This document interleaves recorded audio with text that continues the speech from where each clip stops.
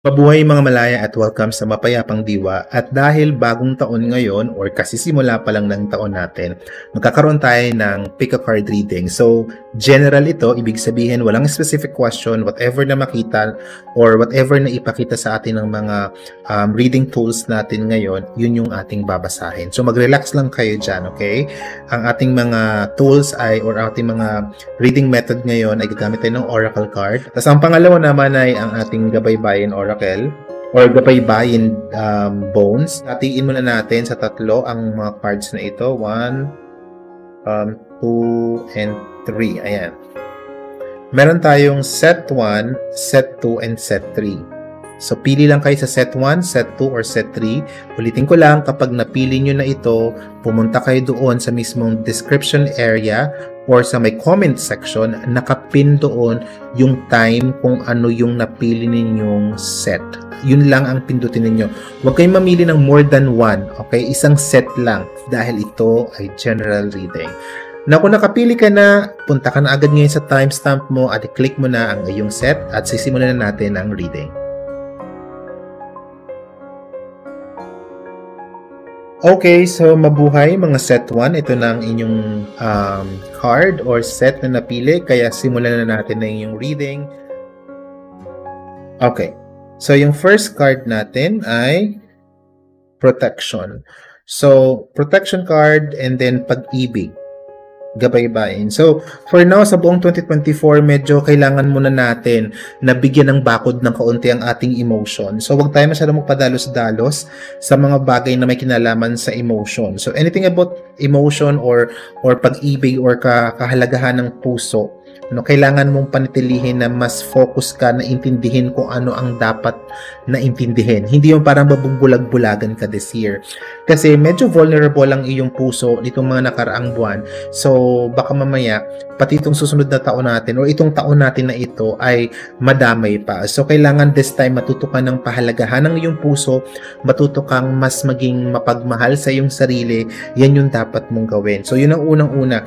Acknowledge yourself, acknowledge your emotion, huwag masyadong magpadalos-dalos magdesisyon tungkol sa puso kasi medyo, yun nga, medyo vulnerable yung buhay puso. Hindi ko masasabing pag-ibig in general, but more of puso yung mga emotion mo, huwag ka masyadong magpadala ngayon. Baka kasi pumasok ang 2024 na medyo may pabugso-bugso kang damdamin or may kakaiba kang nararamdaman na hindi angkop dun sa transition. Okay? So, kaya kailangan i-relax mo lang ang puso mo.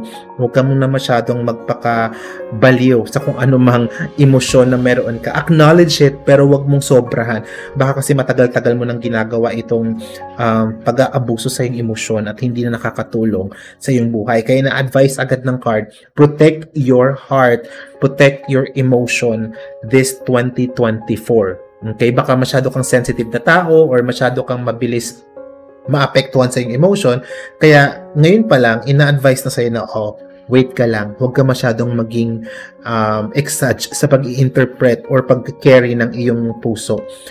Hayaan mong maramdaman mo, kung ano man yung mararamdaman mo, huwag mong i-deny, pero huwag mo din paabutin sa kung saan kakainin ka na ng emotion mo. So, protect your emotion, protect your heart. At para hindi mangyari ito totally, na hindi ka talaga maapektuhan ng overall problem kung ano man sa puso, sa simula pa lang na alam mo may problema na, tigilan mo na or bigyan mo na agad ng boundary kung ano man yung dramatic situation na alam mong nalalapit na mangyari. Umiwas ka na agad. So, protect your heart. Yun ang unang-unang sinabi dito. Siguro merong malaking impluwensya talaga ang puso mo sa mga ginagawa mo sa kasalukuyan. And then your next card is fire card. Or itong card na ito kasi nagsisimula ito, ay lumalabas ito kapag may kinalaman sa mga bagay na mga desire, passion, or mga kagustuhan mo sa buhay. And then, meron ding pinapakita na usbong. So, this card, at the same time, itong gabaybayin na ito, ay nangangahulugan na napakalakas ng pagkakataon na ma-manifest mo ang mga desire mo this year. Kung last year, hindi mo to nagawa fully, or kung nagawa mo man siya, pero hindi ka ganun na-satisfy, this time, may extension pa na mag-grow ang passion mo. So, mahahatak ka sa mga sitwasyon kung saan meron kang matutuwa ka dahil hindi ka lamang magbe-benefit dun sa ginagawa mo, kundi ito din ay passion passion mo. So, kumbaga sa work, let's say, maaaring makakuha ka ng career this time na mababalance mo yung passion mo, mababalance mo yung desire mo, or kahit actually pwedeng mag-blend eh. Maaaring yung career na makuha mo ay may kinalaman din sa desire and passion.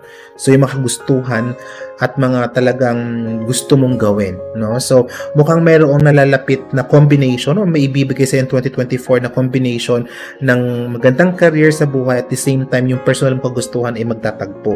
Now, since may pinapakitang maganda ito na pangyayari, huwag nating hayaan na i-miss natin yung mga simple opportunity or ipagwalang bahala yung mga small opportunities. So, grab whatever opportunities na meron ka and then magtiwala ka sa process. Kasi nga, ang sinasabi ko dito, ang passion mo at ang desire mo ay talagang malakas ang hatak ngayong 2024. So, napakalaki ng inspiration na maaaring ma-experience mo ngayong taong 2024. By the way, baka may ma-mention ako na ibang taon, 2023. Kung may mention ko man ng 2023, I hope na hindi, i-correct ko na lang dito sa screen. But, sanayin lang natin na 2024 na. Okay, reading natin is 2024. Responsibility. So, ito ding taon na ito, ay may pinapakita na napakalawak ng responsibilidad. Pero teka lang muna, ano bang meron sa responsibilidad? So, meron ditong kalasag. Okay. So, ang sabi dito, kailangan mo bigyan, i-secure ang responsibility mo sa sarili mo kaysa sa responsibility mo sa iba. Ngayong taon na ito, mas bibigyan ka ng luck or bibigyan ka ng positive life ngayon kung uunahin mo ang sarili mo. Hindi mo kailangan maging selfish. Hindi mo kailangan na maging kasarili na para bang wala ka ng taong kikilalanin at tutulungan. Ang sinasabi lang dito, i-prioritize mo ang sarili mo ngayon more than ever. Kasi itong taon na ito, mas magiging luckier ka kung uunahin mong ayusin ang sarili mo kaysa unahin mong ayusin ang iba. Maring i-balance mo siguro or bigyan mo ng pagkakataon ng sarili mo na iangat ang sarili mo kasi kaya ka hindi makapag-move forward, kaya ka hindi nagiging successful na naaayon dun sa kagustuhan mo ay because hindi mo masyado ding nakikita kung anong need ng sarili mo. Okay, mas nakikita mo kasi yung kagustuhan ng iba na ikaw yung nagsasuffer kung bakit hindi ka makapag-move forward or na isa-sacrifice mo yung mga luck mo para sa ibang tao instead na gawin mo yung or gamitin mo yung luck na yun para sa sarili mo. So this time, maging responsible owner ka ng sarili mong pagkatao. Okay? Plants. Ang card ay plants and then ito naman ay nakaraan. Plants as in like mga halaman and everything, ganon. So, napakadami ng mga maaani mo na itinanim mo sa nakaraan. No? So, ang card mo kasi plants at ang iyong gabaybayan is nakaraan. So, ito ay nangangahulugan na maaring kung ano man tong mga pinagpaguran mo nitong mga nakaraang panahon, nitong nakaraang taon, ay malakas ang pagkakataon na magawa mo ng makuha or maani ang ilan sa mga pinaghirapan mo. Kaya kung nakakaramdam ka ng pagod, tuloy-tuloy mo lang, pahinga lang ng konti pero wag tumigil, and then keep doing your best kasi malaking achievements or maraming achievements ang 2024 compared sa 2023 mo. Next, the earth and then lakas. Okay, so ngayon ding taon na ito ay mukhang pinapakita na mas magkakaroon ka ng sapat na mga source or mga pagkukuhaan ng strength sa life mo. So, yung surroundings mo ay mapupuno ng inspiration, magkakaroon ka ng bagong circle ng mga tao na kung saan magiging bagong foundation mo sa buhay. Hindi naman natin sinasabi na yung mga dating pinagkukuhaan mo ng lakas ng loob ay mawawala sa paligid, pero ang taong 2024 ay maraming bagong tao kang mga encounter na muling huhubog sa pagkatao mo.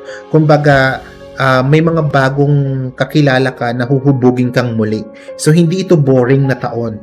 Napaka-active ng taon na to. Ang kailangan mo lang pag-ingatan sa taon na to ay masyado kang maging yung masyado kang magpadalos-dalos, kumbaga masyado kang magiging overwhelmed sa mga sitwasyon yon. Huwag ka lang masyadong maging overwhelmed sa mga sitwasyon kapag alam mong sobra-sobra, stop ng konti or pahinga ng konti, at huwag ka masyadong maging, ano bang tamang term sa Tagalog? Para maging aligaga. Kasi baka ganun ka lagi eh. So baka lagi ka na aaligaga. Kaya medyo bawasan ng konti ngayong taon na yan. And then, relationship card. Okay? At yung gabaybayin mo naman ay da for daloy. Pagdating naman sa relationship, mag-go with the flow ka lang. Huwag mo masyadong i-force ang sarili mo. Ganun din, trust the process. Pagdating sa relasyon, pagdating sa buhay pag-ibig ngayong taong 2024, hindi naman pangit, pero ang sabi dito, mag-flow ka lang, huwag mo masyadong i-stress yung sarili mo, huwag mo masyadong pagka-focusan ang iyong buhay pag-ibig kasi mayroong mangyayaring magiging mahalaga para sa'yo in terms of love life. So, go with the flow, huwag masyadong over sa pag-focus dahil marami pang mga bagay na mas magiging maganda na dapat mong i-claim lalo sa practical life. So, sabi nga kanina, protect your emotion. So, dito sa buhay pag-ibig, kung i-connect natin yung dalawa, ay kailangan dumaloy ka lang. Go with the flow lang habang tinitignan mo kung ano yung mga nangyayari at protektahan mo ang sarili mo, unahin mo yung sarili mo sa lahat ng decision mo in terms of love life. Kasi baka before, mas inuuna mo yung emotion or concern ng partner mo rather than sa sitwasyon mo. Well, sometimes okay naman yon, pero this time, mas makabubuti na protektahan mo muna ang sarili mo, unahin mo yung sarili mo, go with the flow, at kung kailangan mo na magdesisyon sa flow na yon, make sure na pabor sa iyo yung decision mo, hindi pabor sa partner mo, or else, baka hindi ka ganun magiging happy pagdating sa dulo. Okay, and then next one is yung patience card at yung faith or ang bathala na baybayin. So, ibig sabihin dito, yung buong taong 2024 ay punong-puno ng spirituality at punong-puno din ng ng spiritual growth. Now, isa din sa kailangan mong isipin ngayong taon na ito ay magkaroon ka ng yung pasensya na mag-antay doon sa result ng tinatrabaho mo. Kasi baka mamaya, sobrang sabi ko nga kanina, baka mo-overwhelm ka or kaya naman tamarin ka na dahil parang walang nangyayari, hindi mo na makuha yung pinaka-lock mo. Ang sabi dito, magtiwala ka talaga ngayon 2024 dun sa process ng 2024 kasi before matapos ang 2024, masasabi mong this year is one of your best years na experience. And then your last card is distraction at saka sarili. Ayan. Ang pinakakalaban mo ngayon sa panahon na ito ay hindi ang external. More of internal battle siya. So kung ano man yung mga luck or mga good things and bad things na na-receive natin at natanggap natin kanina dito sa reading, ang end result nito, kung sakasakaling gusto mong maging successful or gusto mong maging maayos ang life mo, sarili mo ang makakapag-distract rin sa'yo. Kaya nga sabi kanina, unahin mo muna yung sarili mo. Okay? Ayusin mo muna yung sarili mo. Kaya pinakita agad yung emotion mo pa lang sa simula ng card reading at gabaybayan reading natin na simulan mo agad yung emotion mo. Unahin mo agad yung emotion mo para mas maging maayos ang 2024 mo. Para pagdating dito, kasi distraction nga ang sarili So yung emotion mo, yung ikaw mismo maging distraction or ikaw mismo yung makakasira sa mga bagay-bagay. So, mas controllable siya. Mas maganda to actually. Kaysa nung nakaraan, maraming taong mga distraction sa paligid. Ngayon, mas controllable siya. Kasi ang sarili na mismo yung distraction Kaya mong sabihin no, kaya mong sabihin stop, kaya mong tumigil, kaya mong pigilan yung sarili mo. Kasi sarili mo siya. Kaysa sa ibang tao yung distraction. So, I'm taking this card pa rin as a positive one. Kasi yung negative part ng iyong 2024 ay internal. So, ikaw lang mismo din yung makakatulong sa sarili mo at ikaw lang din yung makakasira sa sarili mo. Kaya kung tutuusin, madali siyang makontrol. Okay? So, overall, ang iyong 2024 ay very fair. Actually, masasabi kong maraming mga manifestation at mukhang meron kang chance na ma-manifest yung mga plano mo pa nga na matagal na. So, baka this is your best, this is one of your best years na pwede mong ma-experience. So, yun lang mga malayang set 1. I hope na nag-enjoy ka sa iyong reading. Happy New Year. Bye for now.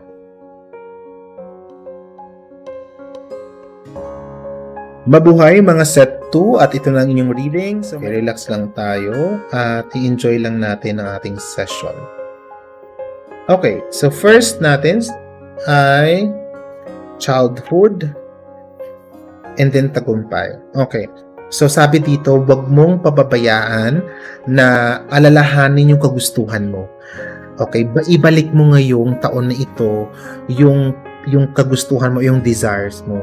Kasi ngayong taon na ito ay baka sabihin natin na maaring bumalik ka doon sa mga experiences mo dati. May mga rewind na mangyayari. Pero huwag kang mag-alala kasi may tagumpay na ipinapakita. So kung may pagkakataon na bumalik yung sitwasyon, mas mahahandle mo siya ng tama ngayon. Kung paiiralin mo ang pagkatuto doon sa pinagdaanan mo. So you have to remember ano yung mga bagay na natutunan mo nung nakaraang mga panahon. Okay? So kasi may pagkakataon ngayon na ibabalik sa'yo yung simula eh. Parang hindi naman zero, kumbaga magkakaroon ng reset ang buhay mo. This is a good sign. Magandang sign ito. Yung reset na sinasabi natin is mag-lead sa'yo sa tagumpay. Kaya kung may mga possible failure kang ma-encounter sa first part ng taon na ito, huwag mong tignan as negative. Instead, ma-inspire ka. Baka may lesson ito na napakalaki at blessing in disguise. Okay? Kasi kung i-reset yung sitwasyon, let's just say, magkaroon ka ng bagong career para magsisimula ka ulit. Baka this type of parang career na meron ka, mag-lead ito sa mas successful journey sa career. So, kung anumang failure na makuha mo sa first half ng 2024, huwag mo ituring na kalaban ito because this is a good sign. I'm not saying na isadya mong magkaroon ng failure or mag-fail ka sa isang bagay na sadyain mo because sabi natin may blessing in disguise. Hindi naman ganon. Basta kapag may mga mangyayaring reset or bagong simula or mag-start ulit ang sitwasyon, huwag kang mangamba kasi mas mag-lead ito sa mas successful journey. Kumapit ka lang at matuto ka lang doon sa pinagdaanan mo at sa naging experience mo nitong mga nakaraan. Next card, fertility card at saka lakas. Okay. So, sinasabi din dito na napaka-punong-puno ng opportunity ngayong taon na ito basta maging masipag ka lang. Kasi baka nung nakaraang taon, nag-less yung pagiging masipag mo, umasa ka dun sa luck at mga pagkakataon. But this time, uulit siya ulit, bibigyan ko ulit ng pagkakataon, bibigyan ko ulit ng maraming luck ngayong taon na to. Hindi ito zero luck or hindi ito boring na taon. Ang daming ibibigay sa'yo ng pagkakataon. Basta matuto kang turuan ng sarili mong maging malakas at yung pasensya mo mas humaba. Ito kasi yung pinakakailangan mo ngayong taon na to eh. Kailangan mo ng sapat na lakas para maging fruitful ang 2024 mo kasi napakadaming posibleng oportunidad compare last year. Kasi fertility card yung nakuha natin dito at mayroong lakas. So, mayroong kang sapat na makukuha na determinasyon para ma-push mo ito ngayong taon na to. So, this is a good sign. So, subukan mong turuan pa ang sarili mo na mas maging focus sa lahat ng mga nangyayari ngayon. Okay? Kasi punong-puno ng possibilities and good opportunities ang taon na to. Maliliit man ito, huwag mong i-deadmahin kasi napakalaki ng chance. So, this year, simula pa lang ng card natin, napakadami ng possible good things no, na nag-aabang ulit sa'yo. Renewal. And then, pag-ibig. Kung sa buhay pag-ibig naman, may pinapakita dito, it's either merong past person na maaring mag-connect ulit sa'yo ngayon, kung ano man yung relationship. Kung wala man na past person, posibleng may mangyaring ma-fix na relationship or maaring may pagkakataon na mabigyan ka ng pagkakataon na magkaroon ng relasyon sa panahon na to. Kumbaga, merong chance na magkaroon ka ng better love life ngayong taon na ito. However, renewal card kasi siya. So, possible na kung nasa hiwalayan blue sky ng ex mo or feeling mo kung magkakabalikan pa ba kayo or feeling mo may problema kayo na parang ayaw mo sanang makat ito, possible pa siyang ma-fix basta gampanan mo lang yung obligation mo at yung acknowledge mo lang din yung mistakes mo. Pero kung wala ka namang ganong issue sa buhay, love life, kung totally wala ka namang love life ngayon, well, this is something na may kinalaman sa adventure ng love life mo ngayong taon na to. I feel like magiging makulay ang love life mo ngayong taon na to, magiging exciting yung journey, hindi naman natin sinasabing positive 100%, maring up and down pa rin siya, pero definitely active ang flow ng love life mo ngayon, be it positive or negative, basta yung flow ng love life mo very open ngayon 2024. So sabi ko nga, kung meron kayong problema, pwede pa itong ma-fix. Kung sakali man talaga na problemado ka na at hindi talaga ma-fix ito, huwag ka rin mag-alala, kasi nga since renewal in love ang pinapakita sa taong 2024 for you, maaaring may mga diversions or may mga solutions para mas ma-handle mo ang emotion or relationship related issues. Okay? Pag single ka naman, well, I guess magiging happy ka this year, or adventure, puno ng adventure ang love this 2024. Next is Cosmos card at ang Usbong. Okay. So, pinapakita dito na mayroong possible evolution ng spirituality. Kung nasa spiritual practice ka, no? Kung meron kang specific spiritual practice ngayon na nagpo-focus ka doon, napakalaki ng pagbabago ngayong taon. Ang punong-puno ng paglago in terms of spirituality, punong-puno ng paglago at pagkakaroon ng paging enhance sa iyong energy, psychic energy. If you're working sa iyong psychic senses, then may malaking chance na mas mag-grow ito. Mas positive ang pinapakita natin sa spiritual journey. So, magandang senyales na mag-grow ka spiritually speaking. I'm not saying na hindi ka mag-grow sa physical world. It's just napaka-impacting lang talaga ng card na ito. This is a very good sign in terms of overall spiritual evolution. Next one, abundance at sarili. So, ang pinapakita din dito ay kayang-kaya mong makontrol ang pagmamanifest ngayon. So, punong-puno ng manifestation ngayong taon na to. Kumbaga, yung set or mindset mo ngayong taon na to is mataas or malakas. Kaya kung nakakaramdam ka ng something na kahinaan ng loob, mag-meditate ka or baguhin mo agad yan, kasi sobrang lakas ng projection mo ngayon. Remember, may evolution ka ng iyong senses. So, ibig sabihin, possible yung energy mo din mataas, no? Then, pagdating dito, abundance in sarili. So, ibig sabihin, talagang nasa kamay mo ngayon yung pag-unlad mo. Talagang nasa kamay mo kung paano ka magiging successful this year. Kaya, huwag mong pabayaan na magkaroon ka ng pagiging dismaya sa sarili mo. Always make sure na na-appreciate mo yung sarili mo, kasi magiging strength mo ngayon ay ang sarili mo din. Medyo wag na lang tayo masyadong maghanap pa ng mga support sa paligid. Meron yan for sure, pero wag tayo masyadong maghanap muna ng support sa iba.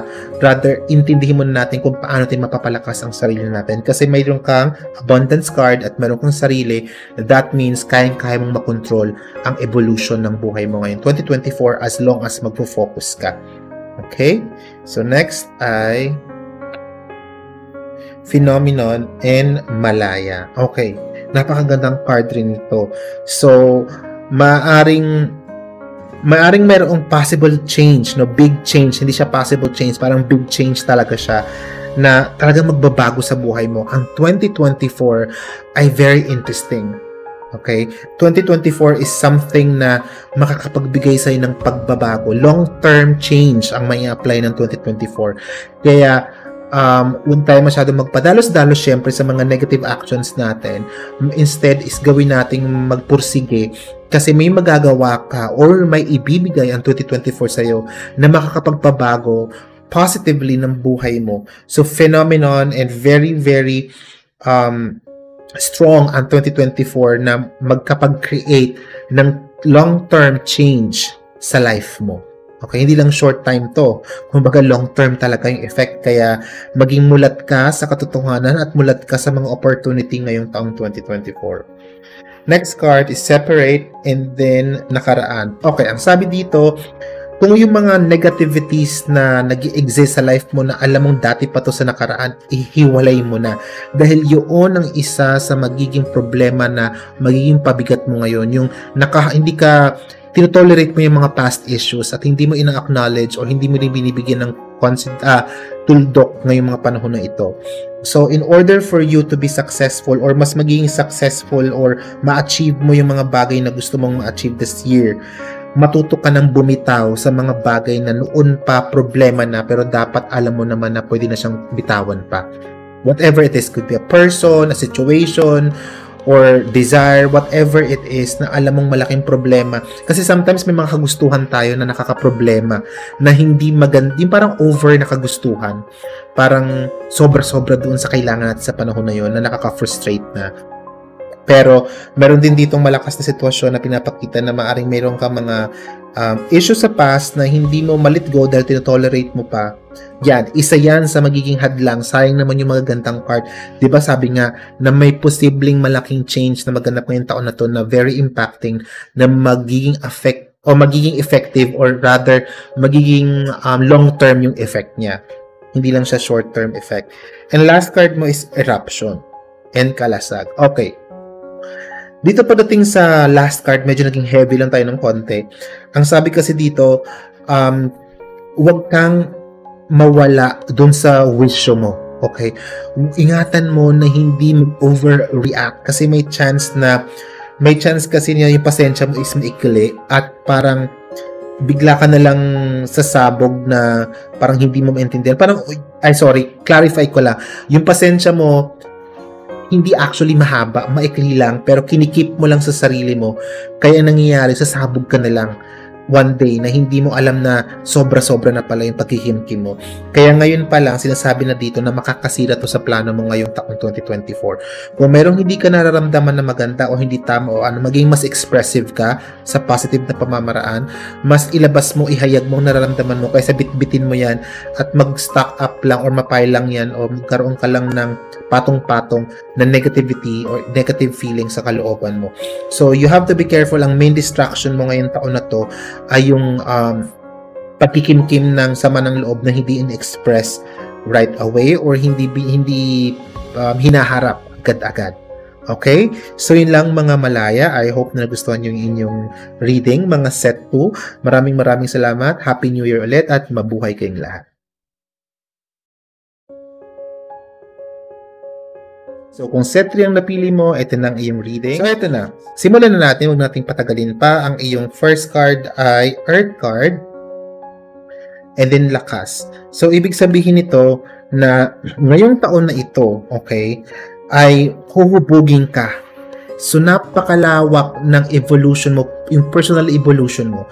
Feeling ko yung personal evolution na pinapakita dito ay mas magiging matatag ka na sa sarili mo, mas bibigyan ka ng taon na ito na mas maging matibay sa kung ano ang gusto mo, mas magkakaroon ka ng positive evolution. So, yung trust maaaring nawala kamakailan sa sarili, baka dito i-impluwensyahan ka ng 2024 na mas maging successful sa kaloobang sarili. So, napakalaki ng personal evolution na magaganap. So, personal growth, yun ang pinakaunang-unang pinakita at napakaganda ng card na ito. Baka kasi yun din ang kailangan mo, ang mag-grow. Okay? Ang mag-grow internally. So, tingnan pa natin.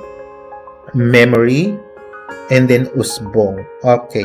So, eto kasi yung pinapakita dito sa memory at saka usbong na baraha ay huwag na nating palakihin pa yung mga issues na isipin pa yung mga issues no na nakikita natin or naiisip natin. Huwag na tayo masyadong maging yung sobrang mag-isip. So, yun ang kailangan mong baguhin this time. Matuto ka, alalahanin mo yung mga bagay na dapat mong matutunan at huwag ka nang over mag-isip. Huwag kang exage mag-isip. Alalahanin mo kung ano yung much better na alalahanin kaysa alalahanin yung mga bagay na mga negative. Try mong i-assess yung sarili mo kung ano yung mga dapat mong i-acknowledge ngayon ng mga situation sa kaloobang sarili and yung dapat mong matutunan sa mga experiences mo. Umupo ka, magnilay-nilay ka, mag-meditate ka kung ano yung mga dapat mong harapin sa buhay mo at tanggapin at the same time ayusin.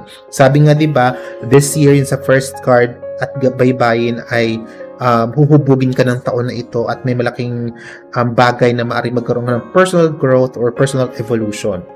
Kaya naman, isipin mo mabuting ngayon at tanggapin mo sa sarili mo yung mga bagay na dapat tanggapin, na dapat mga ayusin. So, i-acknowledge mo lahat-lahat ng bawat bagay na mayroon ka sa sarili mo. Simulan mo muna ang taong medyo makasarili ng konti sa positive na pamamaraan. Simulan mo muna ang taon na medyo selfish ng konti, positively speaking, no? Hindi naman selfish na negative, like, simulan mo muna na maging ikaw. Okay? Kaysa unahin mo na ang iba. Kasi napakalaki ng personal growth mo ngayon. Simulan mo ng tama ang taon na ito para sa sarili mo muna. Okay? Next card. Water card at ang Bathala or ang Ba. So, magandang combination ito. Merong blessing na mangyayari ngayong taon na ito. Nakikita ko dito na mag-grow ka in terms of emotion. Alam mo, sa totoo lang, more of personal evolution ang pinapakita dito. Dito din, yung faith mo mas tataas, mas lalago, mas mabibless ka in terms of spiritual growth, mas magkakaroon ka ng magkakaroon ka ng sapat na lakas ng loob to face your fears, kung ano man yung mga kinatatakutan mo sa buhay.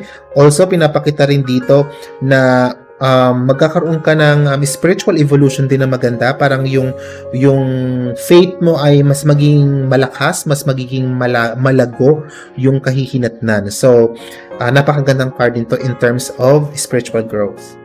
Next card, Resistance and Kalasag. Okay. So, sa card lang na to, pinapakita na matutulang tayo ngayon na humindi sa panahon na to. Kasi, hindi pa rin masyadong mawawala yung mga tao sa paligid mo na para bang para bang pipigain or gagatasan. Hindi pa rin mawawala yun. Ang kaya mong mawala this time ay matuto kang humindi. So, uulitin ko lang personal evolution kanina, malaki ang pagkakataon. So, kaya kailangan matuto kang alamin kung ano yung mga bagay na dapat mong baguhin.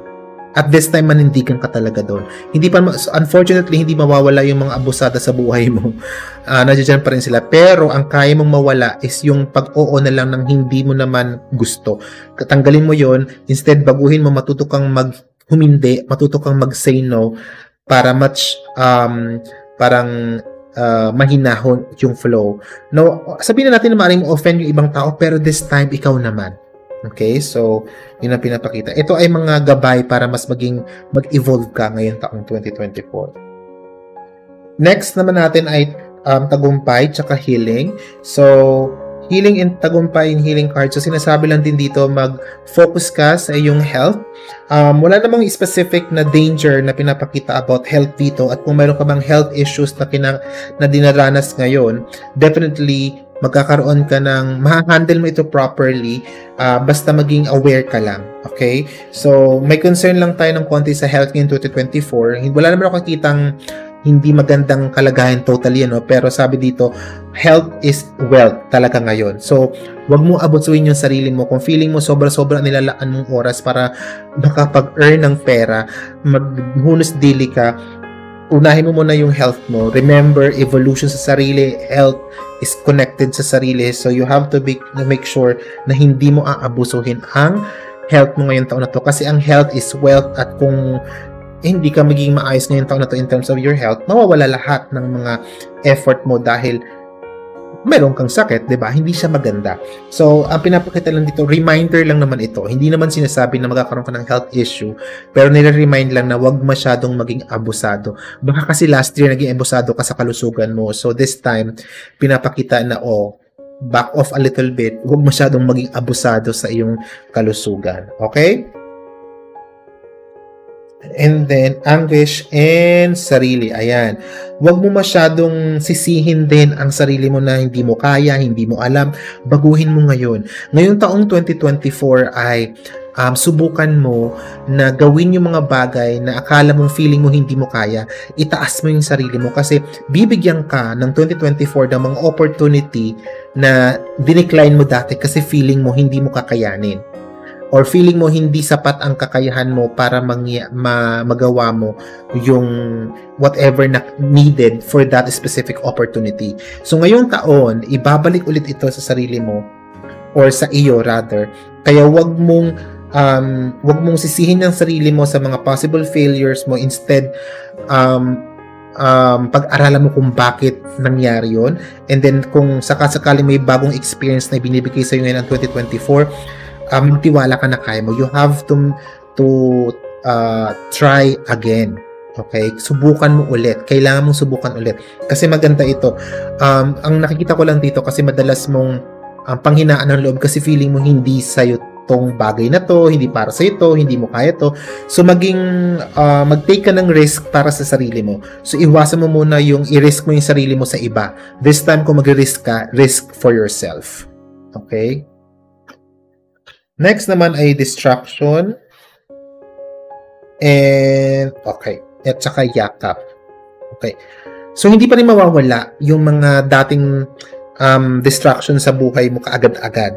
Pero, ang maganda dito ay kung uunawain mo at iintindihin mo yung sitwasyon at hindi mo tatakasan, yung para bang i-embrace mo yung situation na hindi na talaga ito pwede. Alam mo yon, yung alam mo na parang hindi mo na dapat i-over-tolerate tong sitwasyon na to, then go out from that situation. Ang sinasabi lang dito, wag mo masyadong ilulun ang sarili mo sa isang sitwasyon na pwede mo namang tapusin na. So, ito yung isa sa mga nakakasagabal sa'yo, yung sobrang nagiging part ka ng mga problems ng iba, or sobrang natotolerate mo yung problems to the point na dapat sinulusyonan mo na hindi mo pa ginagawa because tinotolerate mo lang. So, yun yung dapat mong alisin sa sarili mo para mas mag-grow ka pa this 2024. And then last card ay plants at saka wakas. Okay. So, sinasabi dito, plants kasi, ibig sabihin ay tanim. At wakas, ibig sabihin ending. So, ibig sabihin, kapag nagtanim ka, naaani mo na or mag-i-end to ang 2024 na meron kang maaani. So, ngayon pa lang, as early as January, isipin mo na mayroon ka talagang tinatanim. Huwag kang mawala ng pag-asa dahil simula pa lang ng taon. Kung nagsimula ang taon mo nang parang feeling mo boring, nako, I'm telling you, magtatapos ang taon mo na mayroon kang maaani. Kaya huwag mong hahayaan na sumuko in between because your 2024 will end talaga na masasabi nating mayroon kang mapapala.